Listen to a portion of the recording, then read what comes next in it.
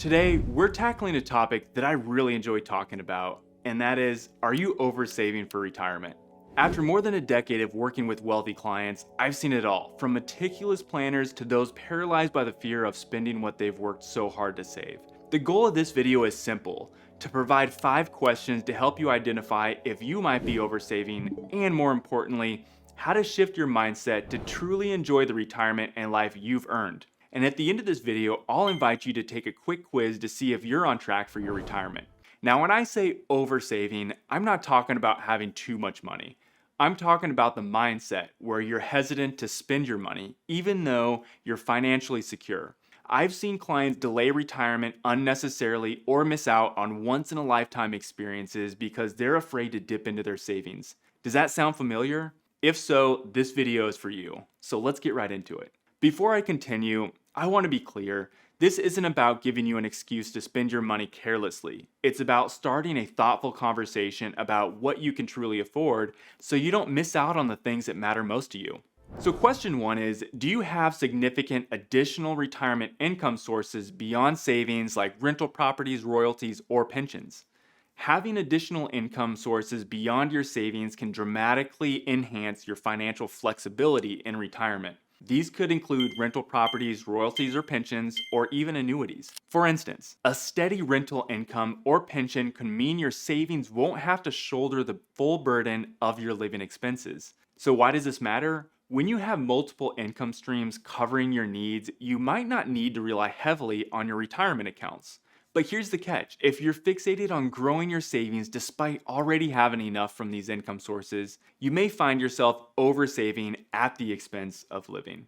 So here's an example. I worked with a client who paid off a rental property generating $4,000 a month.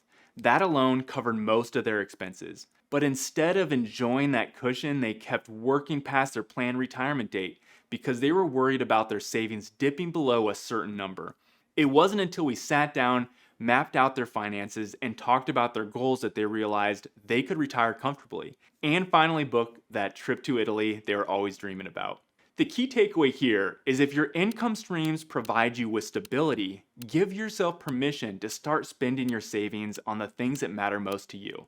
So question 2, when taking distributions from retirement accounts, do you only withdraw the required minimum distribution or RMD despite having more than enough saved? Taking only the RMD can be a smart move for some, but if it's driven purely by the fear of running out of money, it might be time to reassess. So why this matters is if you're only withdrawing the bare minimum, you could be missing out on opportunities to enjoy your money. For example, if you're just starting RMDs and you have $1 million portfolio, the withdrawal rate is 3.8% right out the gate, so $38,000 annually. Historically, with sound investments, many retirees still have balances left in their accounts at the end of their lives, even when they intended to spend more.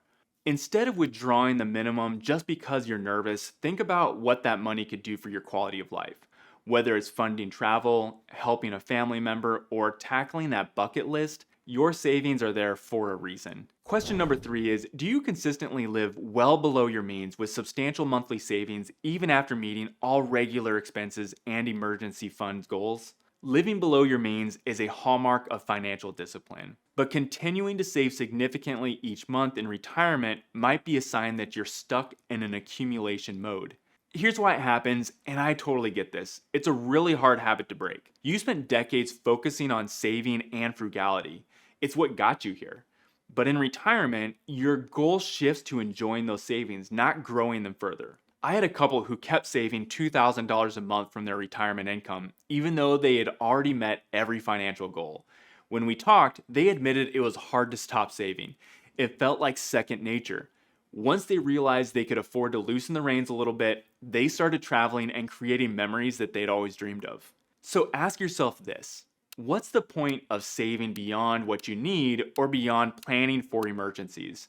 If the answer doesn't align with your values or goals, it's time to adjust. Question 4 is, do you find yourself delaying or avoiding large purchases or experiences even though they align with your values and financial capabilities? And this is a big one. If you're putting off things like vacations, home improvements, or significant gifts because you're worried about spending your savings, it's time to dig a little bit deeper. Just this past month, I told a client that yes, they can afford to remodel their kitchen after living in their home for the last 30 years. I said, please do it. You have more than enough to do this and the rest of your home 5 times over if you wanted. You plan on living here for the rest of your life. Make it as enjoyable as you can. Avoiding meaningful purchases often comes from fear of running out of money or making the wrong choices. But thinking about it, why did you save all this money to begin with? Wasn't it to fund the lifestyle that you wanted, to do the things that you wanted to do? Here's the takeaway. Don't let fear hold you back from making purchases that align with your values and dreams. You've earned this. But let me be clear, I don't know if you've personally earned it, but I can say the clients that I work with have, and that's the discussion we have, and I really get excited by it. So question 5 is, has your financial advisor told you that you're saving more than enough money for your retirement and you can live the life that you've always dreamed of? If your advisor has reassured you that you're in a strong financial position, but you're still hesitant to spend, it's time to explore what's holding you back. This hesitation often stems from a scarcity mindset, the fear that no matter how much you have, it's not enough. But trust the planning you've done with your advisor. This isn't about being reckless, it's about finding balance, spending in ways that align with your values while maintaining your long-term financial security. Now that you've reflected on these questions, you might realize you're in better financial position than you thought. But here's the thing, this video is just the starting point. I don't want you to leave this video wondering if you're on track to retire, which is why I put together a short 5-minute Are You on Track quiz that will help gauge if you're retirement ready and what you should do on your next steps based on your finances and retirement goals. Thank you for watching, and I'll see you in the next video.